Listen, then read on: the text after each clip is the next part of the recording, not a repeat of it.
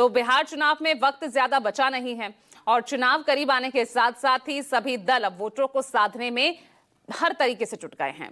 जहां एक तरफ तेजस्वी यादव ने बिहार अधिकार यात्रा की कल से शुरुआत की, जो कि 5 दिनों में 10 जिलों की 66 सीटों को कवर करेगी। उधर बीजेपी ने प्रधानमंत्री मोदी के जन्मदिन के मौके पर चलो जीते हैं रथ निकाला है।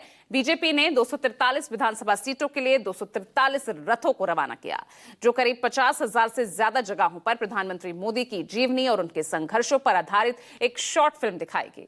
बीजेपी की रथ यात्रा से ये बात साफ है कि बिहार में एनडीए प्रधानमंत्री मोदी ने चेहरे पर ही अब जिस तरह से चुनाव लड़ने और जीतने की प्लानिंग जो की जा रही है, उधर तेजस्वी बिहार अधिकार यात्रा के जरिए 66 सीटों पर सियासी जमीन की नब्ज टटोलने की कोशिश करेंगे।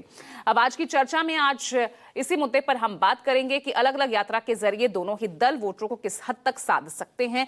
लेकिन उससे पहले आपको सुनाते हैं तेजस्वी यादव ने क्या कुछ कहा और उस पर किस तरह के पॉलिटिकल रिएक्शंस आए।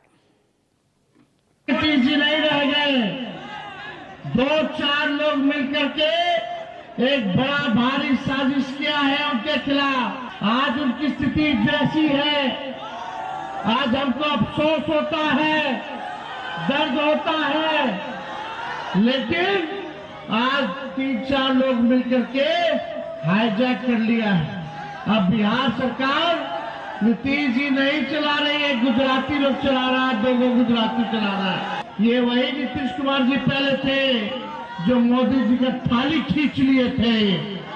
आज ऐसी स्थिति आ गई कि नीतीश जी को मोदी जी का पैर छूना पड़ रहा है। राजनीति में पॉलिटिकल ड्राइवर बनने के बावजूद तेजस्वी यादव को महागठबंधन ने नेता नहीं घोषित किया, तो राजनीतिक तनाव में चैनी में तड़प करके इन्होंने यात्रा निकालने का निर्णय लिया।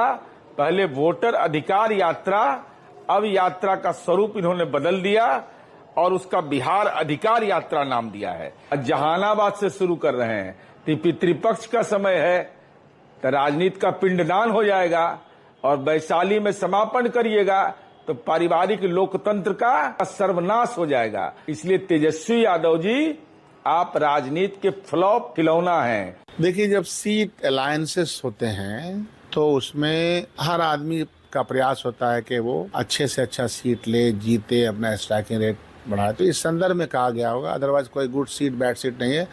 243 सीट है, 243 चैलेंज के लिए है और चैलेंज समझ करके हम लोग मौजूदा सरकार को हटाने में लगने का प्रयास करेंगे। वो अधिकार यात्रा नहीं, भ्रष्टाचार बचाओ यात्रा पर, जो 2005 के पहले उनके सरकार में अपहरण का उद्योग चलता था, भ्रष्टाचार चलता था, तो उसी के लिए वो चिंता हो रहा है कि फिर से वही 2005 के पहले वाला बिहार को लाने का प्रयास जो कर रहे हैं। बिहार की जनता कभी भी उनके इस सपना को साकार नहीं होने देगी। अब भैया ये बात तो तय प्रभारी और अध्यक्ष को करना है। कांग्रेस नेतृत्व ने, राहुल गांधी जी ने जो एक समाज में एक उम्मीद और विश्वास जगाई है सभी वर्गों में, आज बिल्कुल बिहार बदलाव की ओर बढ़ चुका है। कांग्रेस के वर्कर जिस तरीके से और महागठबंधन का बेहतरीन कोऑर्डिनेशन जिस तरीके से करके राहुल गांधी चले, मुझे पूरा भरोसा है कि बिहार की जनता लंबे साल से जो डबल इंजन की सरकार है, जो बिहार विरोधी है, उनको समाप्त करेगी। शुभकामनाएं।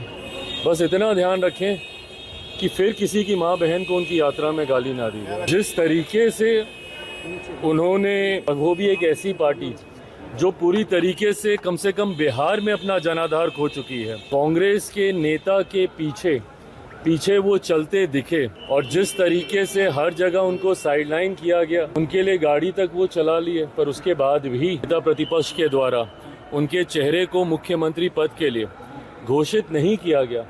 संभवतः ये कारण हो सकता है कि अब वो पुनः एक बार फिर अपना वर्चस्व दिखाने के लिए या अपनी पोजीशनिंग के लिए एक और यात्रा पे निकल